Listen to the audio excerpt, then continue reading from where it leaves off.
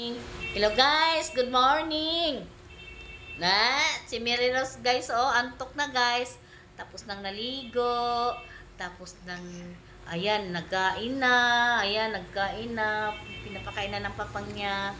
Tapos maya-maya guys, 30 minutes idapa na yan guys. Tulog na yan.